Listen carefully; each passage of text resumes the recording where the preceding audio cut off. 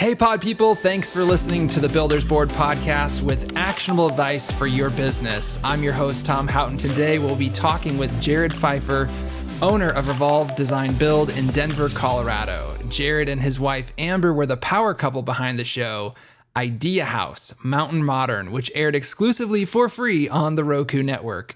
Stay tuned as we talk with Jared about changes in his business, becoming a celebrity, and how you can land a show as well. And then steps you can take to continue to move your business forward. So, Jared, thanks so much for being on the podcast. Thanks for having me, Tom. No problem. Sweet. Aren't you just so excited to talk about number 2 there, that becoming a celebrity? Yeah. Yeah. You caught me off guard. I'm definitely not a celebrity. Well, you are to me and probably to millions of other people who tuned in and watched the show. I was recognized by a couple in Wyoming on a trip with the family. There you go. We love your show. And we're like, what? Oh, our show. So that was a first. There you go. But yeah, that's pretty exciting. All right. Well, Jared, I want to help other builders out. I get this question all the time because I used to work in Hollywood. So people always ask me, how do I get my own television show? So can you give us a quick backstory on how you guys landed the show? And like, obviously you had the partnership too. So let's talk a little bit about that and give some advice to some folks. For sure. We were actually they kind of scouted us on Instagram, actually. So they're looking for some local builders. They wanted to do a show based in the Rocky Mountains. So they were looking at quite a few builders and then just kind of who had the biggest presence and who was actually posting on social media. And so they found us, and I think one other design builder out there. They really liked that we were design build. And these are the producers from this old house. So they were wanting to try a new show out. And yeah, they're kind of wanting to, try a new vibe. And so they really liked that our design build, take was a little different than just the traditional, like just building. Sure. And so, yeah, it was, at first it kind of felt surreal, like, this is a scam or something. And we kind of went back and forth, and then we got to meet, the producers. They scheduled a Zoom call and interviewed us, and then, they said, hey, let's see if you guys would be strong enough to host your own show. We'll do what's called a sizzle reel. And so they flew out, the producer flew out with his, film crew, and they shot us here all day, and it was a lot of fun, actually. And a lot of those clips are actually even used in the season. And so, yeah, they said, hey, you know what, you guys, we think you can host this show. Let's just follow you around, see what you're up to, and kind of do a show that's a little different. It's not like it gets wrapped up in one episode. Right. So they're like, hey, let's show this whole process, from start to finish. So I actually kind of like that. And then I also like just the heart of this old house is really to like elevate subs. Yeah. And all of our trade partners and vendors. And so that's our heart too. We're like, hey, yeah, we're all about elevating people. So we're in, let's try this thing out, see how it works out. Nice. So, yeah, they didn't. When you're talking about the sizzle reel part, I'm thinking like, are they putting you through like a host boot camp or something? Like, can you walk and talk and hold a microphone at the same time and not fall off like this I-beam that you're walking on or something? Yeah, I think they're looking for how shy are you on camera? Do you need someone that's more seasoned to kind of keep you in check? And of course we were camera shy, we Sure. really did have to get used to it, and are still getting used to it. Yeah. So the biggest part is just getting over yourself. Like, sure. we're all idiots at one point in time. and you just got to get over it. Sure. Yeah. Yeah. We all say something we don't want to say. Yeah. That's our first t-shirt idea. We're all idiots, or idiots in progress, or something like that. Idiots in progress. There you go. There you go. It's a new shirt. You can check it out in the store and and buy your shirts there. Man. So let's talk about the dynamics of having a show. Obviously, you're running a design build construction company. Mm-hmm. And now you're trying to do a show as well. I think this is something that I always try to encourage people to consider. Having your own show is great, obviously, for recognition. Like you said, getting spotted in Wyoming, that's a highlight. But you also still have to manage day-to-day operations. So there's a lot of moving pieces, as there normally are in construction, but now you're adding a show on top of that. So talk about how you handled that challenge, or what that was like for you and the team. Yeah. I had no idea what it was going to be like. We had no idea how many days a week we'd be filming, or for how long. And it was a little shocking at first, like, oh wow. The first day of filming, I was like, I got nothing else done today. and so that was a little shocking at first. But we began to like just understand, hey, we can vocalize our schedule. They were very willing to work around our schedule. And yeah, if you're working with a production team, or you're considering a TV show, I would say, definitely plan to cut your hours back, Sure. Plan for that. And I would say plan at least 8 hours a week, just to give yourself some sort of game plan. Yeah. So yeah, I mean, there were plenty of weeks where we just overworked because we said, we committed to this, but we're still committed to this. Yeah. And and so we just had to make it happen, and that can be stressful, and just sleep all weekend because you work so hard. But that's what the weekends are we for, knew we'd right? get through it. We knew it was going. Yeah, that's right. We knew we'd get through it. We said, hey, this is temporary. We can make it happen. So Good. Tell me about the impacts on the team, right? Because it doesn't just affect you and your wife, who's also the co-host of the show, but it also affects the entire team because they're all a part of it. They're all on camera as well at some point or the other. Yeah, everyone stepped up to the plate. Like everyone was, willing to go on camera and, make time for it.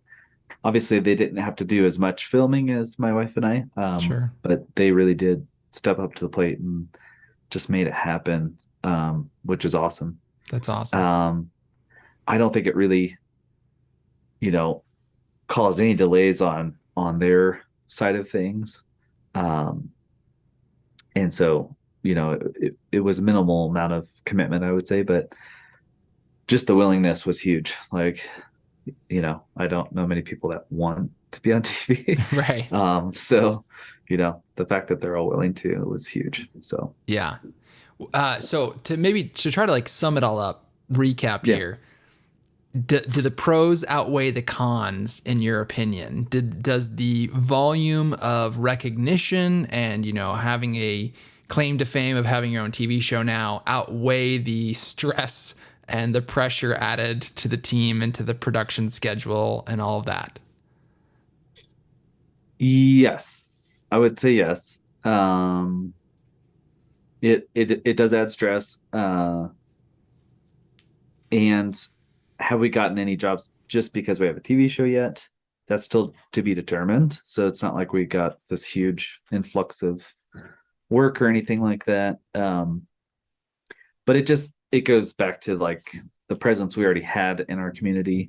It just gives you a whole nother layer, of presence. And so that can only be a good thing in our mind. I think we still have yet to see it all play out. It's pretty sure. It's still new. We just wrapped it up. It's still new. Yeah. So. That's awesome. Well, if you haven't checked out the show, please check it out on Roku. It's free to watch. It's called Idea House Mountain Modern. Again, starring Jared and his wife, Amber. So take a look. And also we'll put that in the show notes as a fun fact. We'll have show notes as part of our podcast. That's exciting. Don't know who's going to do that. Probably me. Okay, good. That's called delegation, right? Speaking of delegation, let's talk about your business a little bit. So you own Revolve Design Build, and one of your missions, as we've gotten to know each other a little bit, has been to kind of continually drive the business forward, right?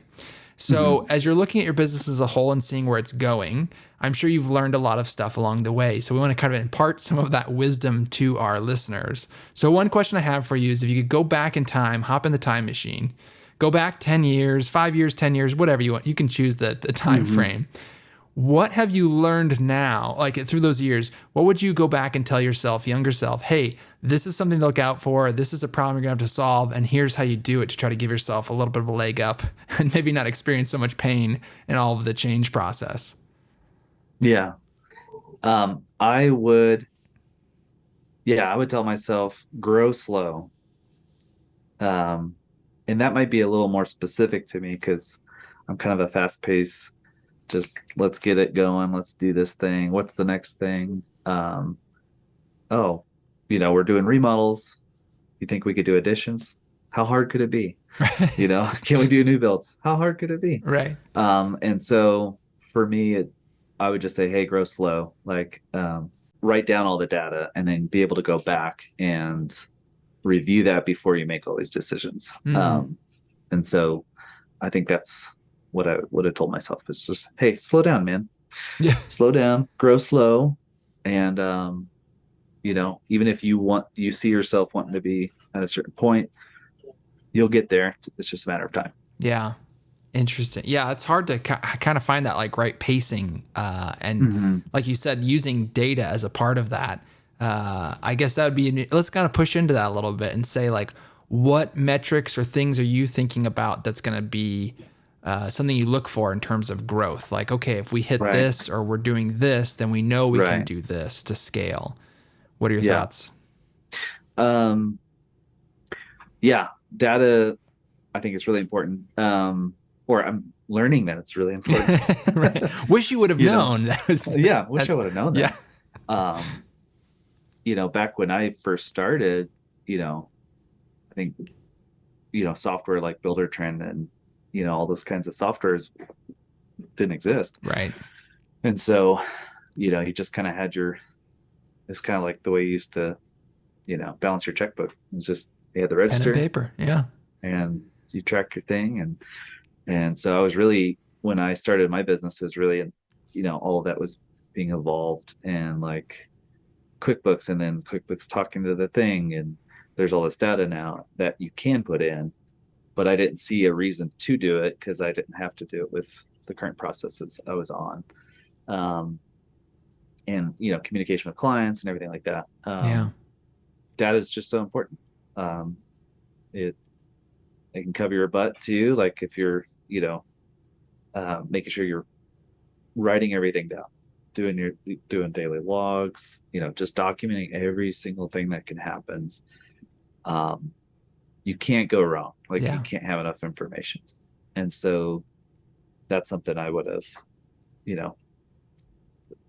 loved to know back then. Yeah. Like, hey, as much information as possible.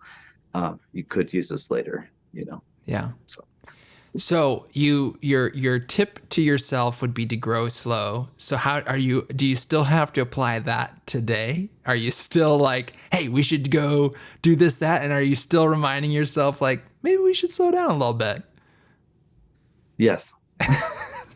Good. Yes. You're a lifelong learner here. It's still happening. Yeah. I'm still telling myself to slow down. Yeah. I literally have to do some practical exercises to do that. So even just forcing myself to drive in the slow lane, just like, hey, what's the hurry? Right. Like slow down. It's going to be fine. You don't have to be 10 minutes early. Just be on time, right? Just be on time, man. Yeah. It's okay.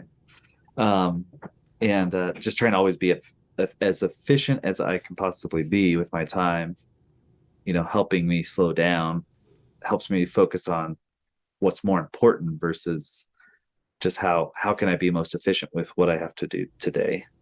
I think that would be, that's an area I'm growing. Yeah, it's good. So. That's Yeah. good.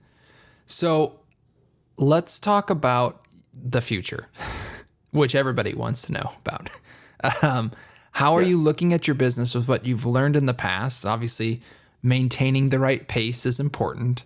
So, looking to the future, what steps are you thinking about that you want to take in order to make sure the business moves forward still? What does that look like to you? What are you keeping an eye on? Yeah. I do have, some bigger ideas that it's like, hey, we would love to be building some of our own spec homes. There's a lot of new things that are on the table right now. Um, uh, Other than just, designing, building custom dream homes for our clients. Like we're looking at, some different options here, which would mean we would need to grow, and hire people for those particular areas. And so, you know, it's just taking one step at a time. It's just not like in the past I would just jump full throttle, like let's just go for it. Let's see what happens. Right. How hard could it be? Right. And What could now go wrong? it's like, hey, let's get the yeah, let's gather this information. Let's chat about it with a team. Let's ask the team what they think and actually listen. Um, and and always take the time. Like nothing should be decided in a day. Mm. Like if you feel like something should be decided in a day, then you probably shouldn't do it. That's good. So yeah. That's good. That's a good reminder to go slow in those moments and put that time restriction on yourself and the team there. Let's talk a little bit about the team really fast because getting to know your team, you have some fantastic people working with you. So I'd love to just kind of pick your brain on that for other people who are listening, thinking about your team and thinking about two things. One, how did you go about getting such a great team? Has it always been that way? Or, did it take time to develop that?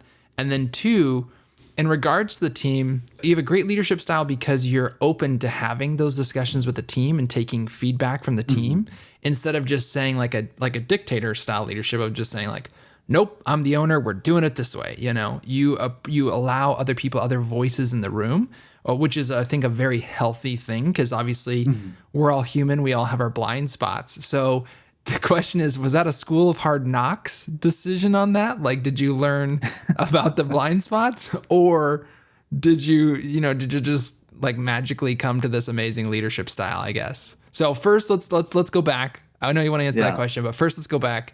Let's talk about the team. How did you get such a great team? Let's start there. Yes, our team is amazing. I mean, it did start out just with me working, and I actually loved the work I did, like the hands-on work. I was a carpenter, and I loved everything I did. And I just wanted to not do it alone. So I think early on for me, it's just I just know I'm a people person.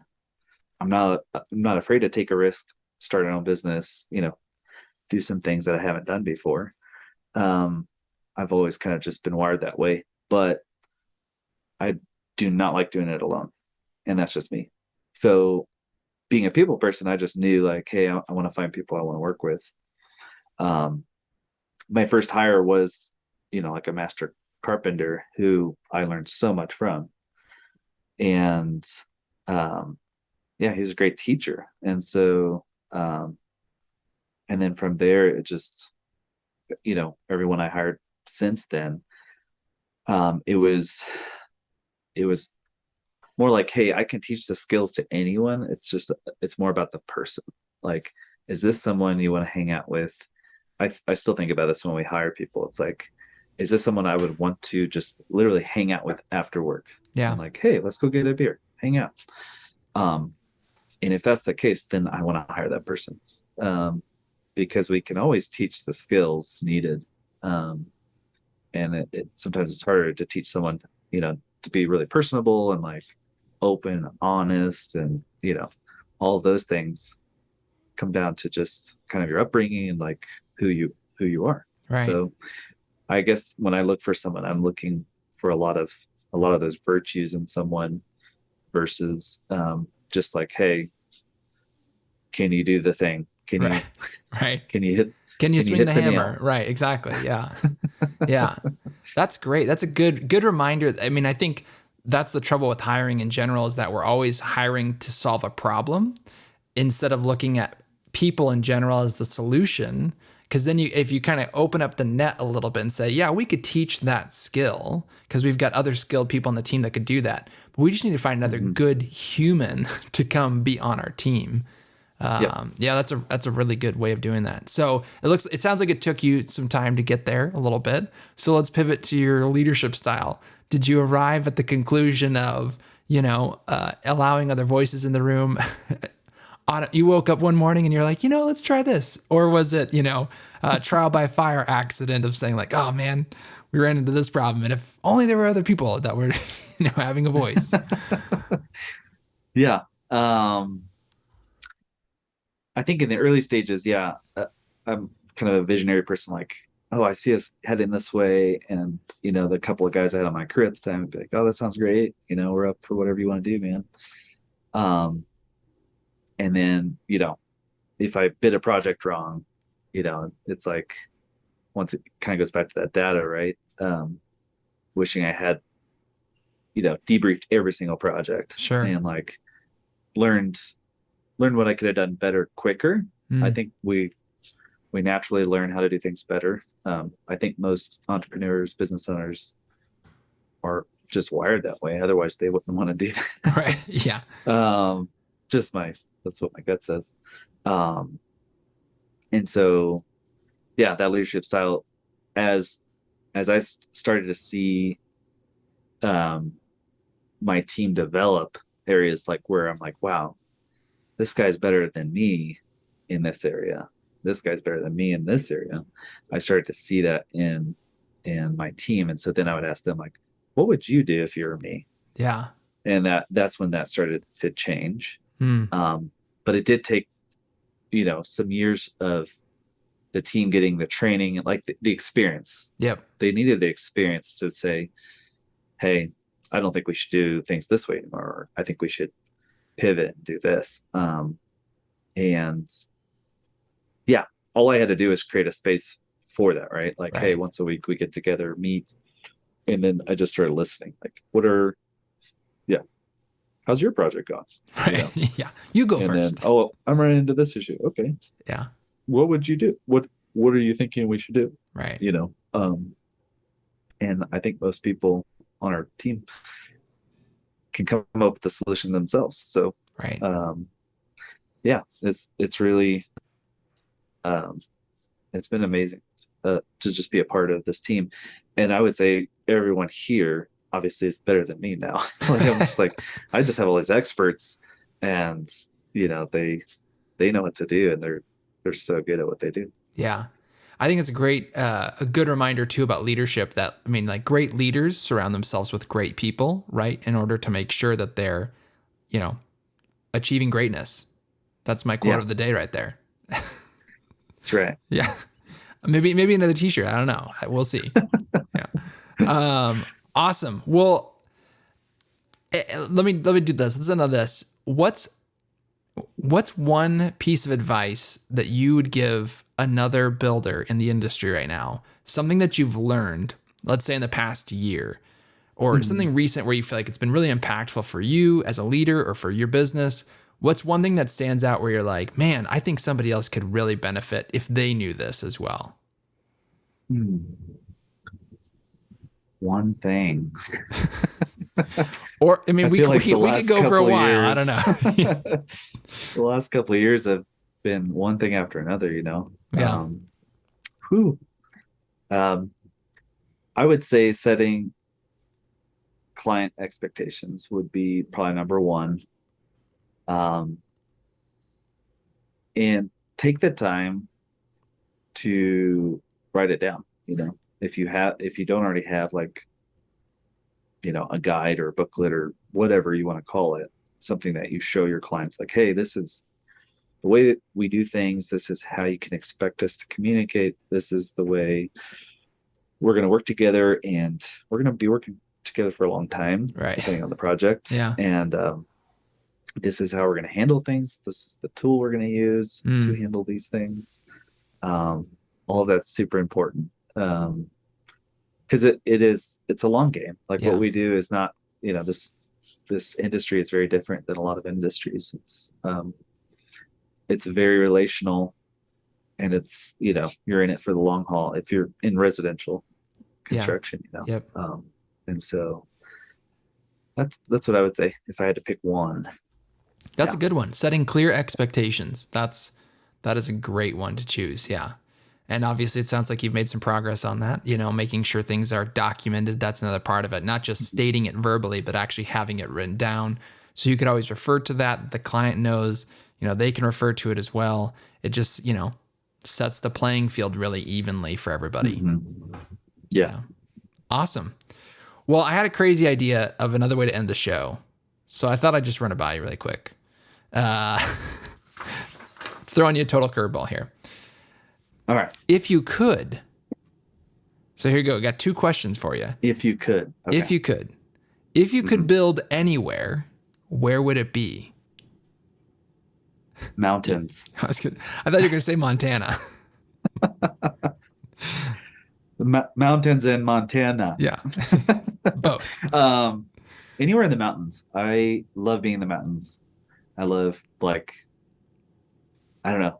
I let down in the mountains, It's like I get away from the city and everyone kind of doing their thing, and it's kind of like fast paced, and you get out in the mountains and it slows down and you hear the birds. It's beautiful. So anywhere in the mountains for me. That's an interesting take, because I feel like most people are like, give me a flat piece of land to build on. And you're like, no, let's choose the most difficult terrain to build on. Yeah. Yeah. I'll take difficult or beauty any day. There you go. It's worth it, right? It's worth it. Good. Okay. Second question. If you could build something, what would it be? Could be anything. Something. Yeah. Anything? It could be like I wanted to build, this type of project. I've always wanted to build my own guitar. See? There you go. Yeah. I thought about taking some luthier classes, and because that's no joke. I mean, that's another level above, you could be a master craftsman and still not know how to build a guitar from scratch. I mean, that's second level. But yeah, in me playing the guitar, it would be amazing to be like, I built this, Yeah. That'd be really cool. That would be a dream. There you go. I had one more generic question. Okay. This one I didn't have a tagline for this section. What's one thing you want to improve on, and how are you going to go about doing it? Yeah. I think it'll go back to what I would tell my younger self. I want to improve on slowing down. And I think that bleeds into a lot of things, because when we're moving really quickly and just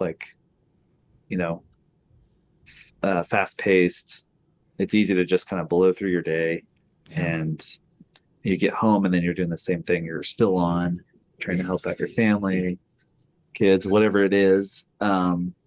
Slowing down really just allows you to focus on what's important and focus on the important things of the day, and then focus on being present, with your family, not caring to working so hard to where you get home and you're still thinking about work mentally. Yeah. And so that work-life balance that people talk about, I think for me would be slowing down more. Yeah. So it's good. It sounds healthier. It's like another t-shirt idea, like work-life balance. What's that? I work in construction. Yeah.